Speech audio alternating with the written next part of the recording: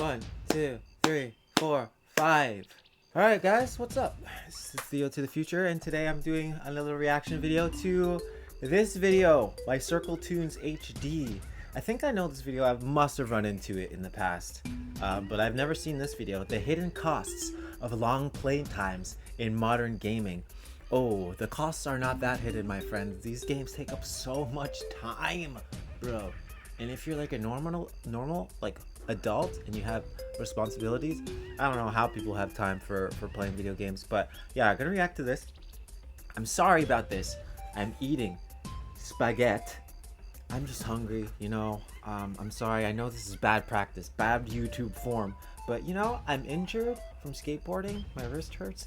I got a little bit of sciatica in my back because of skateboarding yesterday, and I don't feel that great.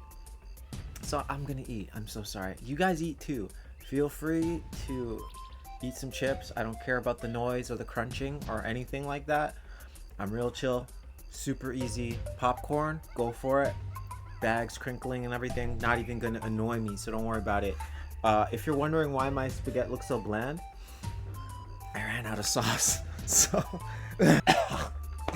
So without further ado, give CircleToonsHD some love and let's react to this video.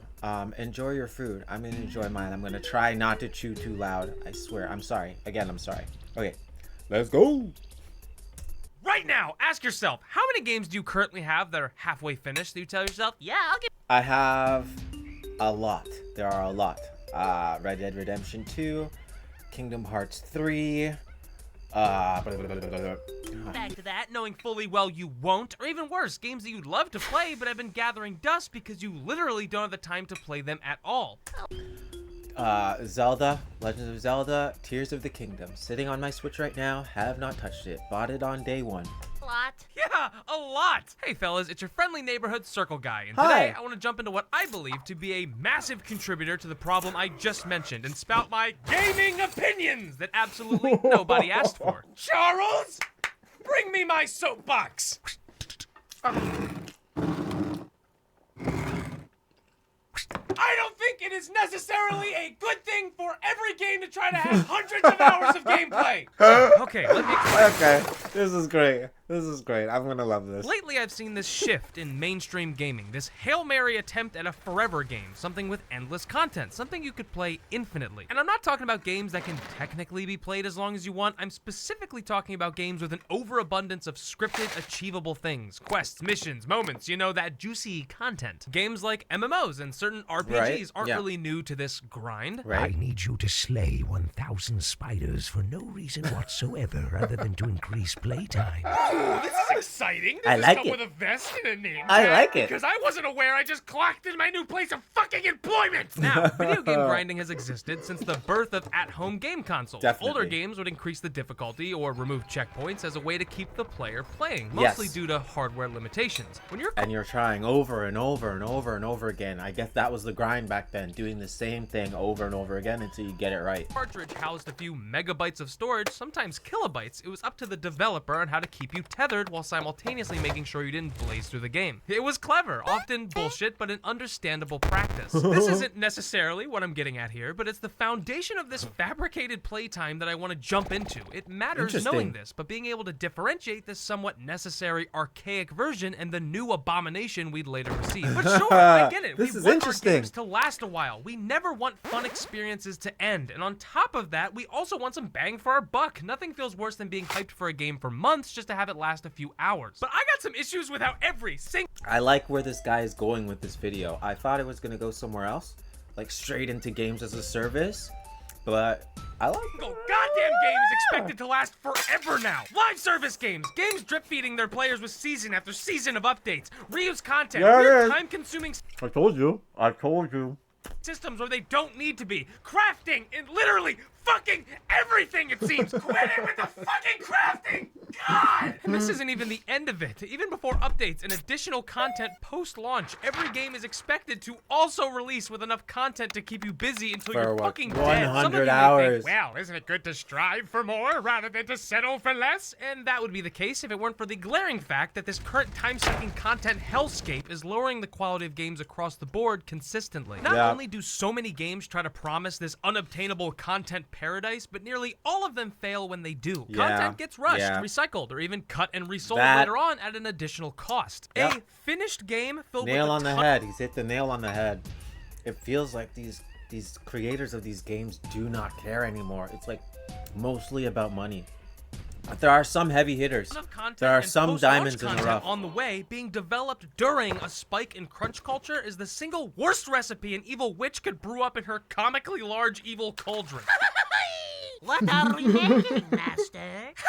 Infinite Radiant Quest! So, what exactly is content? Nowadays, games want to be a buffet of content, where not really much of it is that great, but oh wow, holy shit, there's so much here! They even got that weird-ass dumpling with old meat in it! Sometimes they'll even add to it and drip-feed paid content like battle passes, and other times they'll have seasonal events meant to weaponize FOMO. I know this argument has been made about DLC and pre-order expansion passes and stuff, but I think the real issue here has been brushed under the rug, and that's the fact that more games today are attempting to steal your attention forever, and almost no game can do that through quality. Far Cry 6, Dying Light 2, Ghostwire Tokyo, Horizon Forbidden West, Watch Dogs Legion, Days Gone, Outriders, Biomutant, Gotham Knights, basically every single Assassin's Creed game ever made, and especially Death Stranding. You know what all of these games have in common? The fact that if you removed half of the content, you'd only be improving the final product. If your game supposedly has a wealth of amazing things, I want to see them. Why would you hide them behind walls of garbage filler? And of course I don't expect every game to blow my mind every 10 milliseconds like a toddler with short-term memory loss. That's not the issue. And dude, I understand online multiplayer and single-player games have vastly different expectations and common features, but I'm conflating the two mostly because this issue is prevalent in both. What I'm getting at is... There's a thought in my head circulating, percolating. One day I will be dead.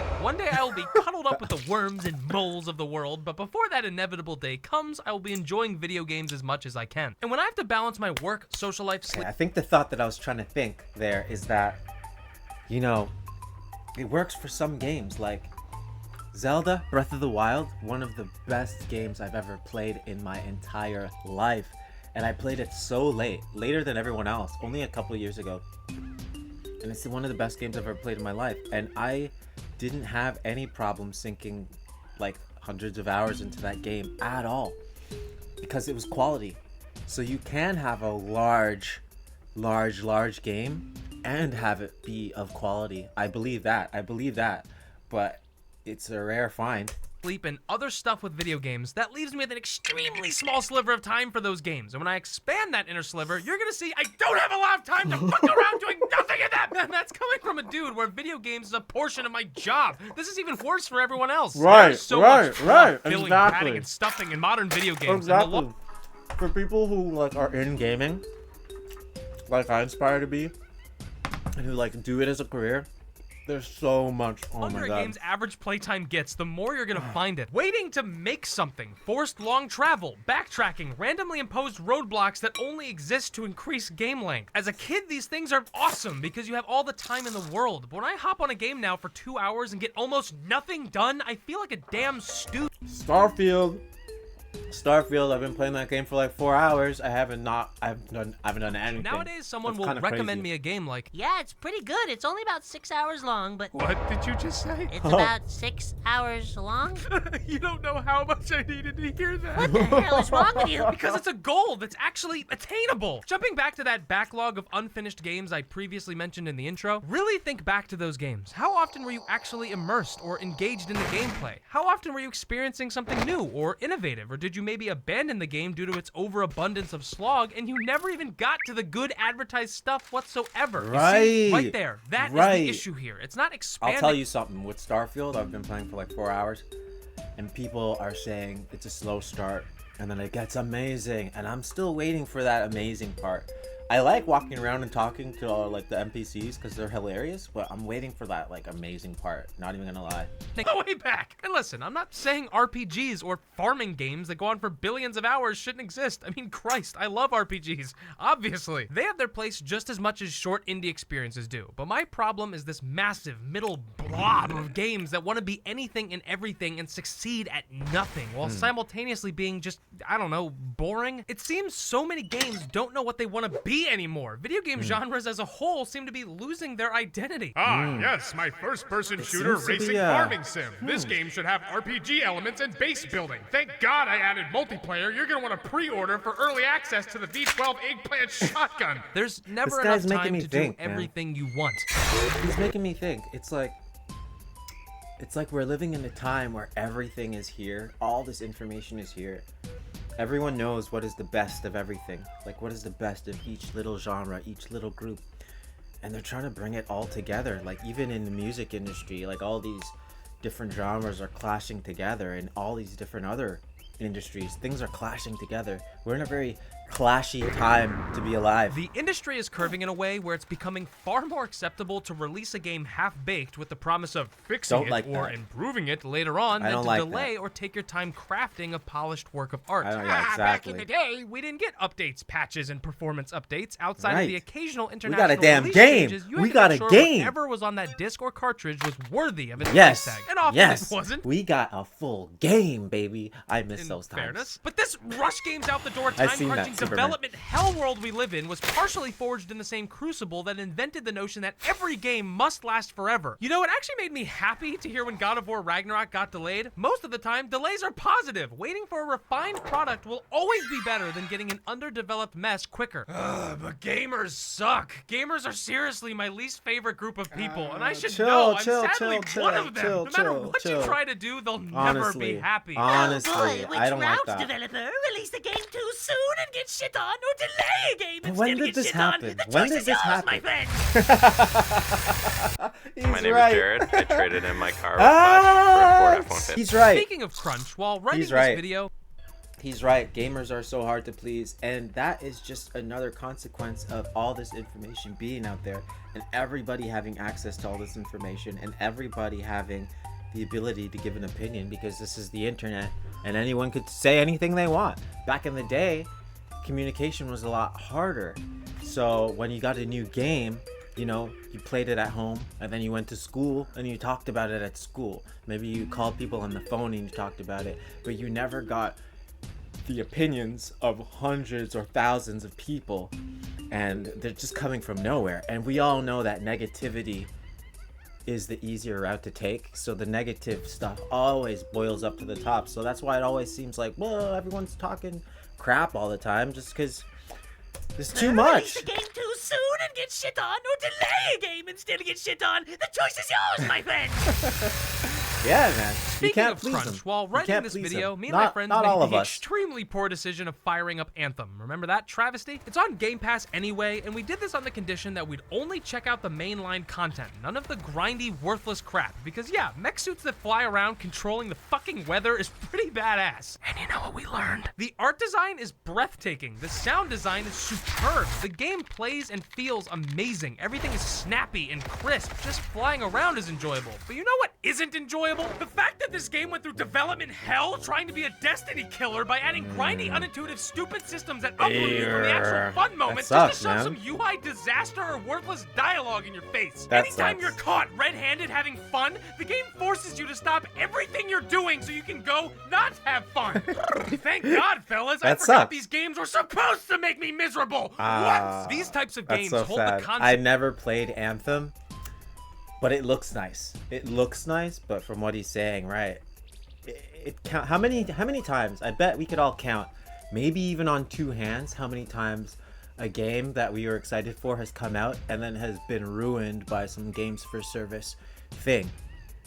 The one that comes to my head right away is the Avengers. That game had so much potential. Concept of end game content over your head as if you have to sift through the garbage to make it to the real game. But guess what, dipshit? I didn't make it to the end game content because the base game fucking sucked.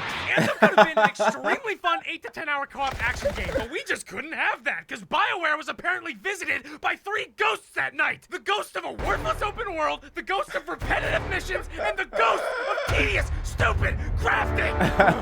What matters at the end of all of this is that we all need to unanimously push for In the way this Right. segment hopefully ties a bow around Right, the point I I'm making, agree. the vision of every game also needs to find its little bow. Look at him go. Oh, whoa, shit. I firmly believe aimless single-player checklist games are some of the worst games ever made. They don't respect your time, they don't strive for anything meaningful, they're a job with no pay and a boss that demands too much of you. These Yeah, forever I agree. endlessly supported multiplayer games would always rather drag a carrot on a stick than I can actually see make what you're worthwhile saying, gameplay man, features. and I There get is a it. wealth of outstanding AAA and indie games that don't fall into this massive, all-consuming category that I challenge you to seek out and enjoy. Here's an Yes. extremely varied list of games that properly appreciate your time, that you can utilize as medicine whenever you feel yourself falling into these traps. Give me the list. Give me the list. I'm pausing it. Now listen. Really? I only know Prey. I know Inside. I played Inside. And that's the only... Those are the only ones I know. I know this list is psychotic, unorganized, and truly deranged, but I think these games perfectly emphasize what I'm talking about. All of these games are super fun, and they're consistently fun and diversely engaging the whole time despite being extremely different from one another. And just as a wise man once said, if the game's not fun, why bother? No, I totally get it. I totally get it. I personally, I don't play those kind of games. I don't play them because, I don't know. I don't have enough time. Like, who has time to play those games? And the games, in the end, suffer for it and they die. Just like Avengers, which, oh my gosh, could have been so good. But anyways, that's, what's this guy's channel called? CircleToonsHD. Yeah, that was a fantastic video. Obviously, the guy is incredible.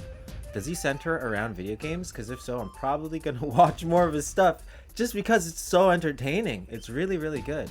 But yeah, go give him some love. And when you're done doing that, if you feel a little more sweet, come give me some love, like and sub if you haven't already. Peace and love. I will see you guys in the next video.